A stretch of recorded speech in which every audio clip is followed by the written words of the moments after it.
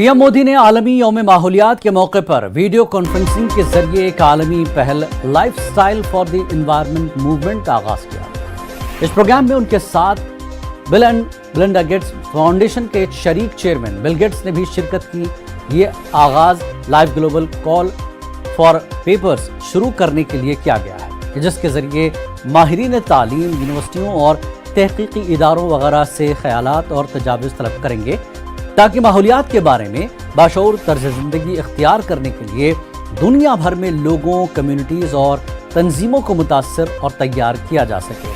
वज़ीर आज़म ने प्रोग्राम के दौरान कलीदी खुतबा भी दिया। Gandhi talk about a zero carbon lifestyle in our daily life choices. Let us pick the most sustainable options. Let us follow the principle of reuse, reduce and recycle. Our planet is one, but our efforts have to be many.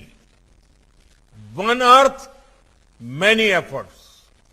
Friends, India stands ready to support any effort for a better environment and to further global wellness. Our track record speaks for itself. We are proud to have taken the lead in making yoga more popular. Initiatives like the International Solar Alliance, the focus on one sun, one world, one grid, the Coalition for Disaster Resilient Infrastructure are making major contributions. We are glad that the world is supporting these efforts.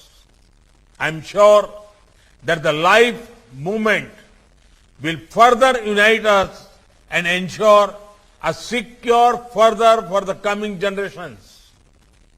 I once again invite the world to be a part of this journey. Together, let us make our planet better. Let us act together. It is time for action. Action for life.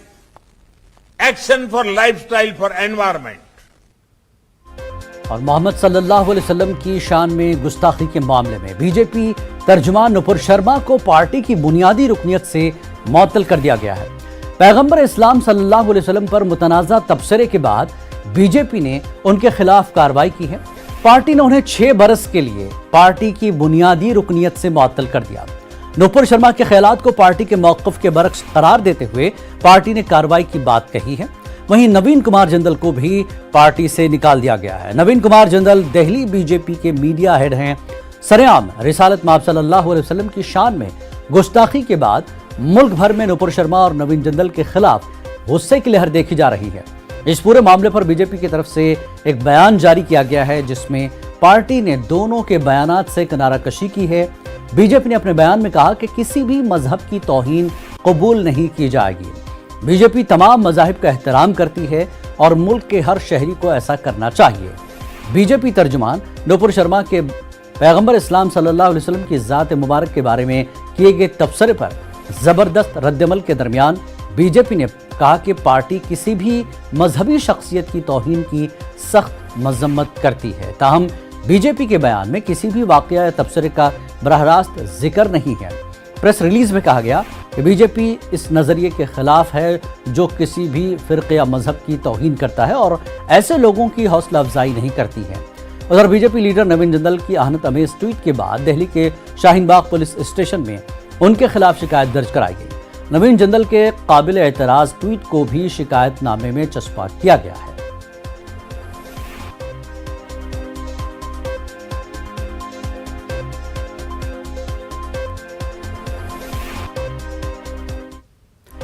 पैगंबर इस्लाम पर मुतनाज़ा बयान देने के मामले में Bharatiya Janata party से मुअत्तल की गई तर्जुमान नुपुर शर्मा का बयान सामने आया। उन्होंने अपने तबसरे को लेकर माफ़ी मांगी, साथ ही कहा कि मैं अपने अल्फाज वापस लेती हूँ। उन्होंने कहा कि मेरा मकसद किसी को ठेस पहुँचाना नहीं था। अगर मेरे अल्फाज से किसी के मजहबी जज्बात को ठेस पहुँची है तो मैं अपने अल्फाज वापस लेती हूँ।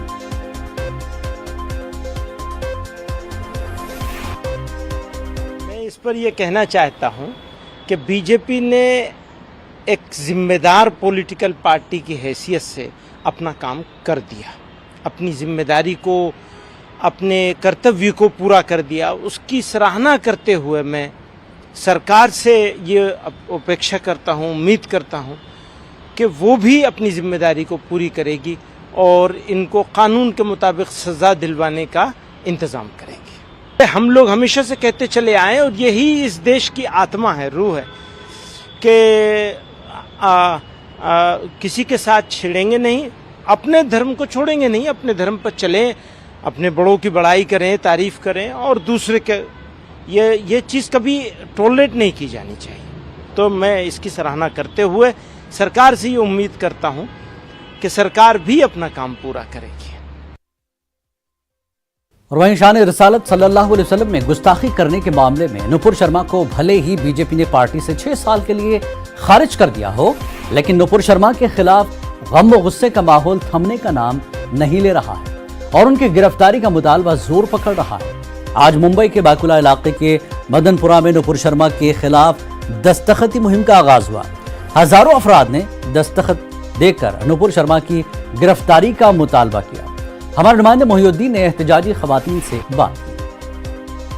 रिसालत में गुस्ताखी करने वाली नुपुर शर्मा जो कि बीजेपी की जो है वो लीडर थी, उस पर जो है वो बीजेपी ने बड़ी कार्रवाई की है और बीजेपी ने कार्रवाई करते हुए नुपुर शर्मा को जो है वो 6 साल के लिए पार्टी की बुनियादी मेंबरशिप से सस्पेंड कर दिया है। मुंबई हो, दिल्ली हो या मुल्क के अलग अलग इलाके हो, यहाँ पर जो है वो नुपुर शर्मा की गुस्ताखी के खिलाफ एहतजाज हो रहा है। और आप देख सकते हैं कि मुंबई के मदनपुरा इलाके में जो है वो एक दस्तखती मुहिम है और दस्तखती मुहिम यहाँ पे जारी है। इनकी यही डिमांड है कि नुपुर शर्मा के खिलाफ जो है वो कार्रवाई हो। आप एक बात ये बताइए कि आप लोग यहाँ पे आए हुए दस्तखत के लिए, सबसे पहला सवाल मेरा ये है कि बीजेपी ने जो है वो पल्ला झाड़ लिया है और बीजेपी ने जो है वो नुपुर शर्मा को 6 साल के लिए पार्टी की प्राइमरी मेंबरशिप से जो है वो हटा दिया है। तो क्या आपको लगता है कि ये बीजेपी ने अच्छा काम किया है? बीजेपी का ये पर्सनल डिसीजन है, बट हम कानून की मदद चाहते हैं, हम अरेस्ट चाहते हैं। कानूनी कार्रवाई उन पे होनी चाहिए कि कल कोई दूसरा उठ के कम्युनल राइट्स ट्रिगर नहीं करे, तो कानून को हमारा साथ देना पड़ेगा और उसे अरेस्ट करना पड़ेगा। का आप एक एजेंडा समझिए या जो भी बोलिए कि पहले कोई की बेइज्जती कर देना, तौहीन कर देना, बाद में उसको निकाल देना, सस्पेंड कर देना। सस्पेंड करना तो कोई बड़ी बात नहीं है, हम चाहते हैं उसके खिलाफ कानूनी कार्रवाई हो। और इस सिलसिले में हम परसों की रोज़ पायदुनी पुलिस स्टेशन में भी गए थे, जो कि पहला पुलिस स्टेशन है ऑल ओवर इंडिया जिसने ये FIR दर्ज किया था। तो हमारा यही बोलना है कि हम उसका अरेस्ट चाहते हैं, सस्पेंड हमारे लिए कोई मायने नहीं रखता है। देखिए, आप देख सकते हैं कि मुंबई के मदनपुरा में जो है वो दस्तखती मुहिम जारी है और यहाँ पर जो है वो यही डिमांड की जा रही है कि पार्टी ने बहरहाल नुपुर शर्मा को जो है वो सस्पेंड किया हो, लेकिन नुपुर शर्मा को जो है वो गिरफ्तार होनी चाहिए और गिरफ्तारी के साथ साथ उन्हें सज़ा मिलनी चाहिए। मोहिउद्दीन, न्यूज़ 18 उर्दू, मुंबई। और बात आज़मीन हज की। हिंदुस्तानी आज़मीन हज की परवाज़ों का सिलसिला शुरू हो चुका है। मरकजी वज़ीर मुख्तार अब्बास नकवी ने आज दिल्ली में सफ़र हज पर जाने वालों से मुलाकात की और तमाम सहूलियात का जायजा लिया। उन्होंने बताया कि सऊदी हुकूमत के नाफिज किए गए तमाम कवायद व ज़वाबित को मलहूज रखते हुए आज़मीन को सफ़र हज के लिए रवाना किया जा रहा है। खासकर कोविड गाइडलाइन पर सख्ती से अमल किया गया। नकवी ने बताया कि आज रात से दिल्ली की आज़मीन हज के मुक़द्दस सफ़र पर रवाना होंगे। उन्होंने बताया कि सब्सिडी के बगैर भी हज के अखराजात में कमी आई है। ख्याल है कि मुल्क भर में 10 एम्बार्केशन पॉइंट बनाए गए हैं। आज़मीन हज की रवानगी का सिलसिला 3 जुलाई तक जारी रहेगा। आज़मीन हज की आखिरी फ्लाइट मुंबई एम्बार्केशन पॉइंट से रवाना होगी। 2 सालों के कोरोना पैंडेमिक के बाद 2 सालों के बाद हज 2022 हज 2022 इस बार हो रहा है और लगभग 50,000 से ज़्यादा भारतीय मुसलमान हज यात्रा पर इस बार जा रहे हैं। इस तरह से 10 एम्बार्केशन पॉइंट हैं जहां से कि लगभग 50,000 के इर्द गिर्द हिंदुस्तानी मुसलमान हज यात्रा पर जाएंगे।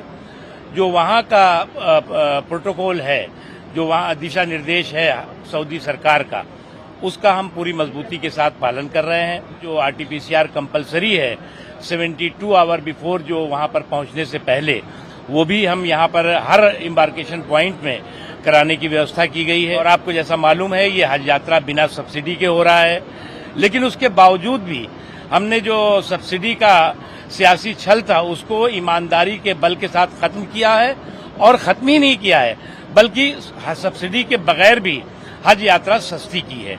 तो इसलिए आज की तारीख में सभी लोगों को हमने मुबारकबाद भी दी है, और दिल्ली से आज रात से फ्लाइट्स शुरू हो जाएंगी। उसके अलावा सभी और राज्यों से भी अलग अलग तिथियों पे फ्लाइट्स जा रही हैं, जो कि मक्के और मदीने जाएंगी और हज यात्रियों को लेकर के जाएंगी और वहां से आएंगी। और गाजियाबाद में हर्ष ENT अस्पताल में बिहार से कान के इलाज के लिए आई एक बच्ची के जिस्म पर मंकी पॉक्स जैसे नजर आने वाले दाने से दहशत फैल गई है। जांच के लिए बच्ची का सैंपल भेज दिया गया है, जिसकी रिपोर्ट का इंतजार है। डिस्ट्रिक्ट सर्विलेंस अफसर ने बताया कि बच्ची की रिपोर्ट आने में 5 से 7 दिन लग सकते हैं। मुतासरा बच्ची को आइसोलेशन वार्ड में रखा गया है।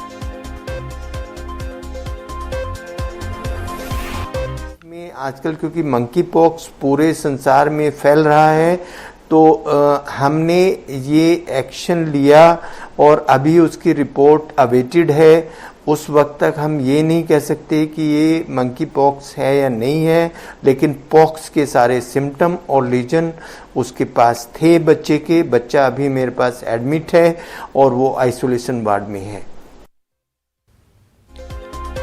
और इस वक्त की एक अहम और बड़ी खबर आपको दे दें। उत्तराखंड में भयानक सड़क हादसा, अब तक 17 अफराद की लाशें बरामद, 4 अफराद को किया गया रेस्क्यू।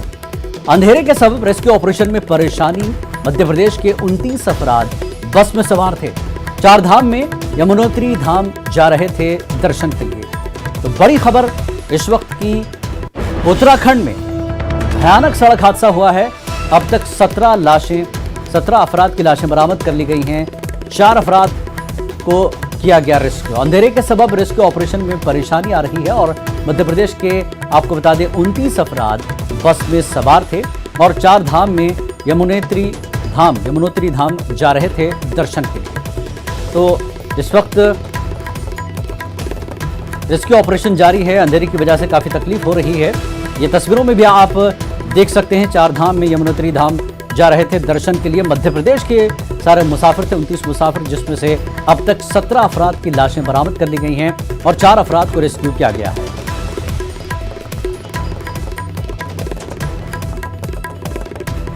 यमुनोत्री धाम जा रहे थे दर्शन के लिए, जिसकी वजह से यह हादसा हुआ है और अंधेरे के वजह से रेस्क्यू ऑपरेशन में काफी परेशानी हो रही है। अंधेरा है, 29 लोग मध्य प्रदेश के बस में सवार थे। यहां रुकेंगे एक छोटे से ब्रेक के लिए, ब्रेक के बाद फिर लौटते हैं।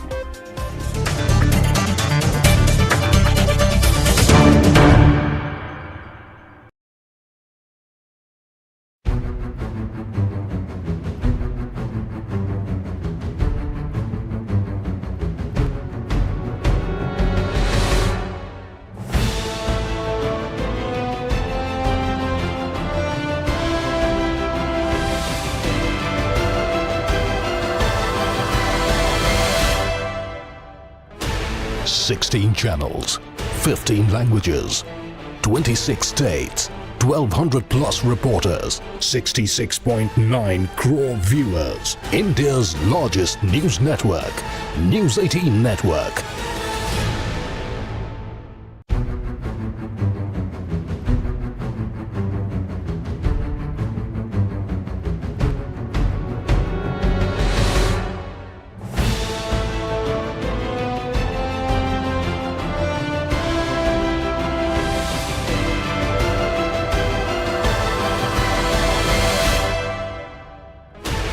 Sixteen channels, 15 languages, 26 states, 1,200 plus reporters, 66.9 crore viewers. खास बात इंडिया में एक बार फिर आपका इस्तकबाल है। खबर अकोला से। अकोला जिले में पूरे हो रहे ज़िमनी इंतखाबात के लिए वोट डाले गए। कुल मिलाकर तमाम पोलिंग बूथ पर माहौल साजगार रहा। हालांकि वोटर लिस्ट में नामों के फेरबदल के सबब कुछ वोटरों को परेशानी का सामना करना पड़ा। जिला परिषद के लिए एक और ग्राम पंचायत के लिए कुल 6 सीटों पर दोबारा इंतखाबात अमल में आए हैं। इस मौके पर सिक्योरिटी के सख्त इंतजाम देखने को मिले।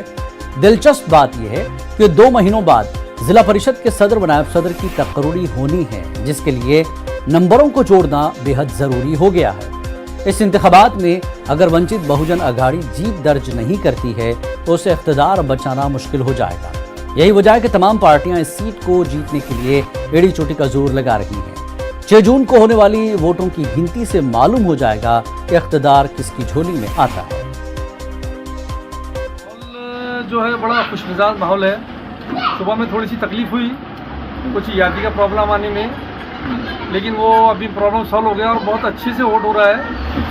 यहाँ पर सुविधा भी बहुत अच्छी है और डिपार्टमेंट की तरफ से बहुत सहकार्य मिल रहा है कि भाई जो बूढ़े ज़ईफ़ लोग हैं उन लोगों को गाड़ियों के साथ में अंदर भिजवाया जा रहा है और बहुत अच्छे से वोट हो रहा है। मुझे लगता है कि शांतिपूर्ण वोट हो जाएगा।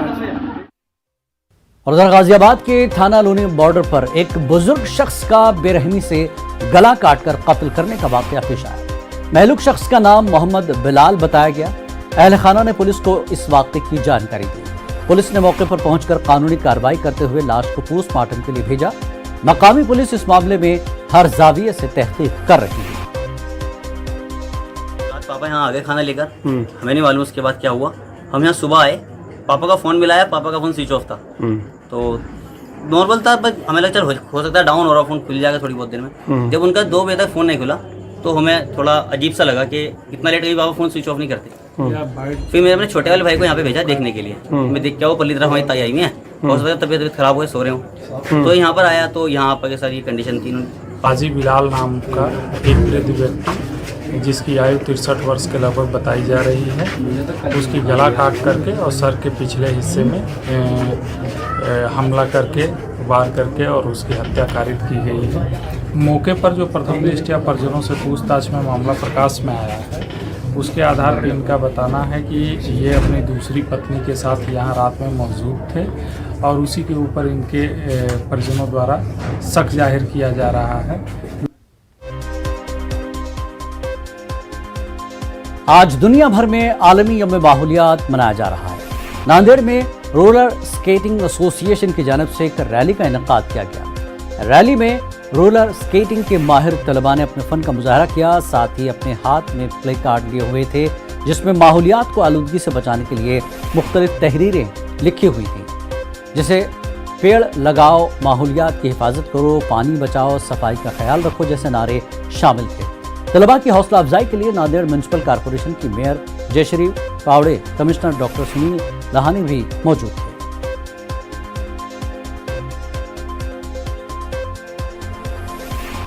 वर्षापासून सातत्य स्केटिंगवर जनजागृती रॅली घेण्यात येत आहे। पर्यावरण जागृतीवर झाडे लावणे, झाडाचे जागवणे, आज स्केटिंगवर लहान लहान मुलांच्या हस्ते स्केटिंग रॅली घेण्यात येत आहे। उद्देश हे आहे की प्रत्येक नागरिकांनी एक झाड लावायला पाहिजे, जेणेकरून झाड लावल्यानंतर जे क्लायमेट आहे त्या क्लायमेटमध्ये सुद्धा बदल दिसतील आणि जे प्रदूषण वाढतोय त्या प्रदूषणकरितासाठी आपल्याला झाड खूप आवश्यकता है। और आलमी यौम माहौलियात के मौके पर मध्य प्रदेश के अक़लियती इदारों में भी शजरकारी करके माहौलियात को बेहतर बनाने की अपील की गई।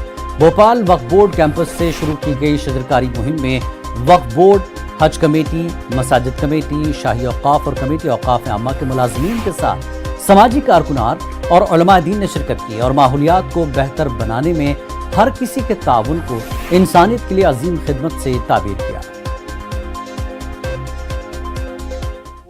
आज से 20 साल पहले 50 फुट पे पानी मिलता था, आज 100 फुट, 200 फुट, 300, कहीं कहीं तो 1-1000 फुट तक खोदना पड़ता है। जो जनसंख्या है वो जो आज़ादी के समय 40 करोड़ थी, आज 1 अरब 40 करोड़ हो गई है। तो रिक्वायरमेंट बढ़ गई है, खेती बढ़ गई है, खेती के लिए पानी लग रहा है, उद्योगों के लिए पानी लग रहा है, पीने के लिए पानी लग रहा है, हर चीज़ के लिए पानी लग रहा है। पर पृथ्वी पर पानी तो सीमित है, समुंदर का पानी तो यूज़ नहीं होता, तो पानी आएगा कहाँ से? तो पानी को लाने के लिए, बादलों को बुलाने के लिए पेड़ों की आवश्यकता है। और जब तक पेड़ नहीं लगेंगे, वो भी बड़े बड़े पेड़, छोटे मोटे नहीं, क्या हमने छोटे से लगा दिया, इधर चंपा का लगा दिया, उधर वो लगा दिया, नहीं, बड़े बड़े पेड़, वट का वृक्ष लगा दिया, पीपल का लगा दिया, नीम का लगा दिया, शिरीष का लगा दिया। ऐसे बड़े बड़े पेड़ जब हम लगाते हैं तो वो पेड़ क्लाउड्स को, बादलों को अट्रैक्ट करते हैं, आकर्षित करते हैं। पानी गिरता है, वो पानी को अपने जड़ों में रोक लेते हैं और फिर जब बरसात का वेदर ख़त्म हो जाता है तब वो थोड़ा थोड़ा करके पानी रिलीज़ करते हैं, जिससे भूजल का स्तर बढ़ता है।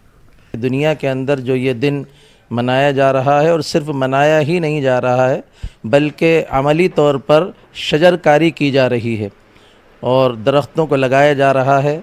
हमारे मध्य प्रदेश वक्फ बोर्ड के जो सीईओ साहब हैं सैयद शाकिर हुसैन जाफरी साहब, उन्होंने भी ये दरख्त लगाने का आज प्रोग्राम सारी दुनिया के साथ इन्होंने भी वो प्रोग्राम बनाया है। ये बहुत अच्छा प्रोग्राम है और हम लोग सब दरख्त लगाने के लिए ही हाजिर हुए हैं। और माहौलियात को बेहतर बनाने और माहौलियाती आलूदगी से मुआशरे को पाक करने को लेकर मध्य प्रदेश जमीयत उलमा के ज़ेर-ए-एहतमाम सूबाई सतह पर शजरकारी मुहिम का आगाज़ किया गया है। आलमी यौम माहौलियात के शुरू की गई मध्य प्रदेश जमीयत उलमा की ये मुहिम, शजरकारी मुहिम का राजधानी भोपाल से आगाज़ किया गया और साल भर तक हर रोज़ 5000 पेड़ लगाने का मध्य प्रदेश में अहद किया गया।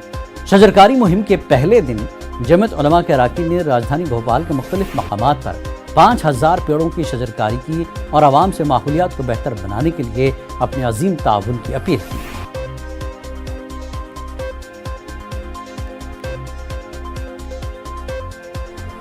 बहुत ज़्यादा जो हमारी जो ज़मीन है बहुत ज़्यादा गर्म हो चुकी है और पेड़ों का लगाना बहुत ज़्यादा ज़रूरी है। इसीलिए जमीयत उलमाए हिंद ने आह्वान किया है, मौलाना महमूद मदनी जो जमीयत उलमा के सदर है उन्होंने आह्वान किया है जमीयत उलमा के जो कार्यकर्ता हैं कि पूरे मुल्क के अंदर पेड़ लगाए जाएं। उन्हीं के आह्वान के ऊपर आज जमीयत उलमा मध्य प्रदेश के सदर हाजी हारून साहब के निर्देश के ऊपर हम लोगों ने शजरकारी की मुहिम की शुरुआत की है और इंशाअल्लाह ताला पूरे साल भर जो है हम लोग दरख्त लगाने का काम करेंगे। हमारा टारगेट है कि 5000 से ज़्यादा दरख्त जो है पूरे भोपाल के अंदर लगाए जाएं। और उधर मध्य प्रदेश सर्वधर्म सद्भावना मंच के जरिए आलमी यौम माहौलियात के मौके पर आवाम में माहौलियात के तई बेदारी पैदा करने के साथ पेड़ तकसीम किए गए। भोपाल के तारीखी इकबाल मैदान के पास खड़े होकर सर्वधर्म सद्भावना मंच के कारकुनान ने हर जाने वाले को रोककर पौधों का तोहफा दिया और उनसे अपने घर के आंगन और दूसरे मकामात पर पेड़ लगाने की अपील की।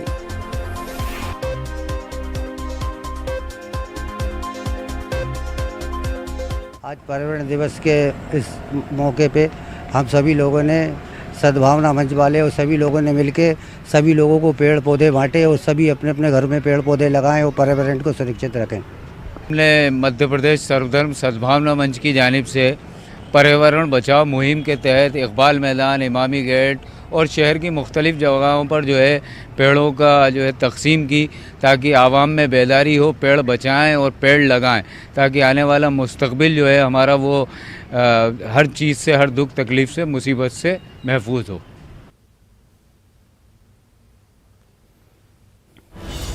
एक बार फिर हम अपने नाजरीन को बता दें कि उत्तराखंड में भयानक सड़क हादसा, अब तक 17 अफराद की लाशें बरामद। अमित शाह का ट्वीट, खाई में बस गिरने की खबर तकलीफ दे, एनडीआरएफ की टीम राहत व रसानी के काम में मसरूफ है। यहाँ वज़ीर दाखिला अमित शाह का ट्वीट आया है, खाई में बस गिरने की खबर तकलीफ दे है, एनडीआरएफ की टीम राहत व रसानी के काम में मसरूफ है। आपको बता दें उत्तराखंड में भयानक सड़क हादसा पेश आया है, अब तक 17 अफराद की लाशें बरामद कर ली गई हैं और आपको बता दें कि 29 अफराद इस बस में सवार थे और के सारे अफराद मध्य प्रदेश के बताए जा रहे हैं। उत्तराखंड में भयानक सड़क हादसा हुआ है, खाई में ये बस गिरी जिसमें 17 अफराद की जो है मौत हुई है और 17 अफराद की लाशें बरामद कर ली गई। अमित शाह का ट्वीट आया है, खाई में बस गिरने की खबर तकलीफ दे है, एनडीआरएफ की टीम राहत और रसानी के काम में मसरूफ है। तस्वीरों में आप देख सकते हैं कि खाई से बस गिरी जिसमें 29 अफराद सवार थे, मध्य प्रदेश के ये लोग थे जिसमें 17 अफराद की मौत हो गई है और इस पर अमित शाह का ट्वीट आया है। अमित शाह ने कहा कि खाई में बस गिरने की खबर तकलीफ दे है, एनडीआरएफ की टीम राहत और रसानी के काम में मसरूफ है।